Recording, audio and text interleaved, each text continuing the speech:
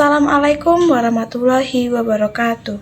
Halo semuanya, perkenalkan nama saya Anjeli Gita Ayunda dengan NPM 24610091. Saya merupakan mahasiswi semester 4 dari kelas K3. Dalam kesempatan kali ini, saya akan mempresentasikan hasil analisis laporan keuangan dari PT Garuda Food Putra Putri Jaya Tbk dengan kode saham GUT. Periode analisisnya 2024-2025.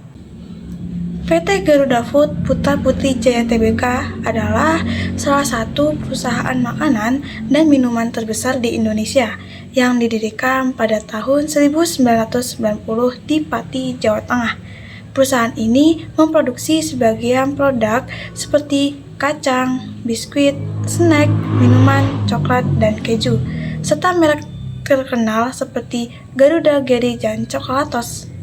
Alasan saya memilih PT Garuda Food Putra Putri Jaya Tbk karena produk-produknya dekat sekali dengan kehidupan sehari-hari dan perusahaan ini merupakan perusahaan terbuka sehingga laporan keuangannya dapat diakses oleh publik. Selain itu, saya juga ingin menganalisis bagaimana perubahan penjualan, beban pokok penjualan atau HPP, dan laba perusahaan di tahun 2024 ke tahun 2025. Data yang saya peroleh, yang saya gunakan berasal dari laporan keuangan konsolidasi PT Garuda Food Putra Putri Jaya Tbk pada tanggal 31 Desember tahun 2024 dan 2025, bagian laporan laba rugi konsolidasi halaman 12.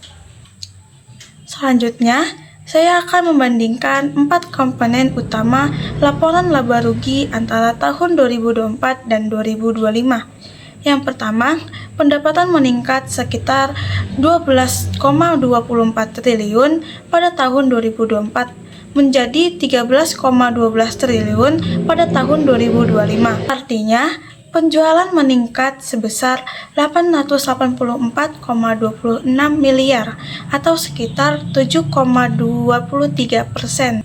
Yang kedua, beban pokok penjualan juga mengalami kenaikan dari 8,74 triliun menjadi 9,46 triliun atau meningkat sekitar 8,24%. Selanjutnya yang ketiga adalah laba kotor.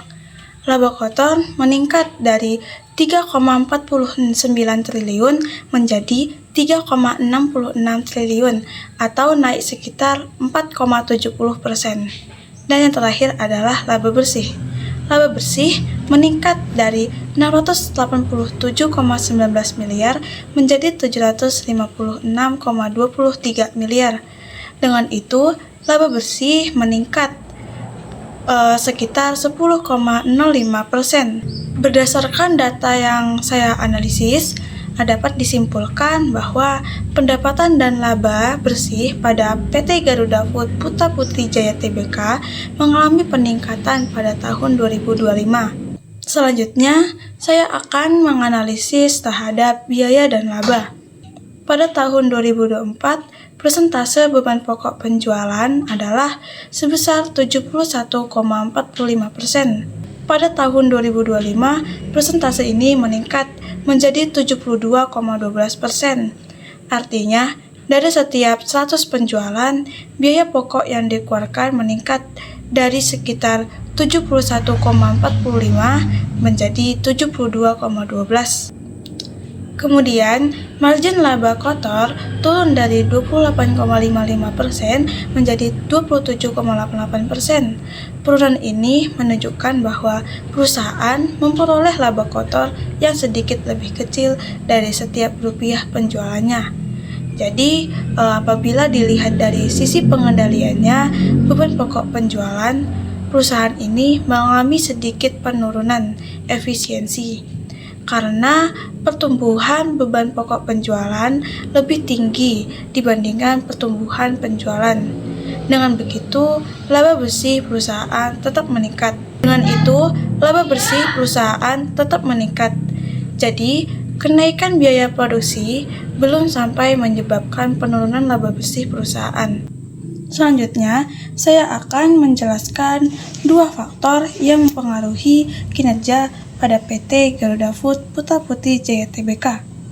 Faktor yang pertama adalah pertumbuhan segmen makanan dalam kemasan. Segmen ini menjadi salah satu kontributor utama penjualan perusahaan. Perusahaan penjualan didukung oleh penguatan merek, kegiatan pemasaran, dan peningkatan pangsa pasar. Dampak dari faktor ini terhadap perusahaan adalah meningkatnya pendapatan dan laba. Ini terlihat dari penjualan bersih yang meningkat sebesar 7,23% dan laba bersih yang meningkat sebesar 10,05%. Nah, selanjutnya faktor yang kedua adalah kenaikan biaya bahan baku dan biaya produksi.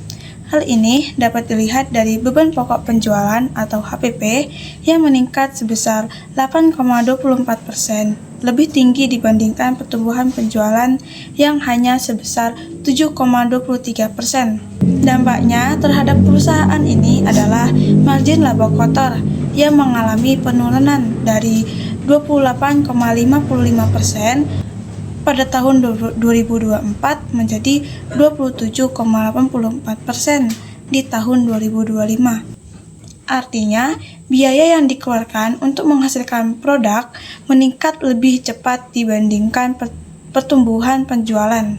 Jadi, faktor pertama memberikan dampak positif terhadap peningkatan pendapatan dan laba, sedangkan faktor yang kedua ini memberikan tekanan terhadap efisiensi biaya dan margin laba kotor.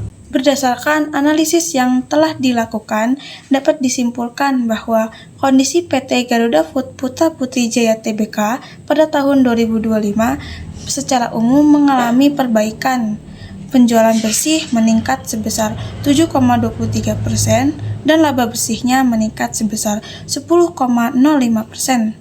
Namun, terdapat masalah yang perlu diperhatikan, yaitu beban pokok penjualan meningkat lebih cepat daripada penjualan. Ini menyebabkan persentase beban pokok penjualan meningkat dari 71,45% menjadi 72,12% dan margin laba kotor menurun dari 28,55% menjadi 72,88%. Oleh karena itu, menurut saya, biaya perusahaan belum sepenuhnya terkendali secara optimal. Meskipun perusahaan ini masih mampu meningkatkan laba bersih, kenaikan biaya produksi perlu menjadi perhatian manajemen.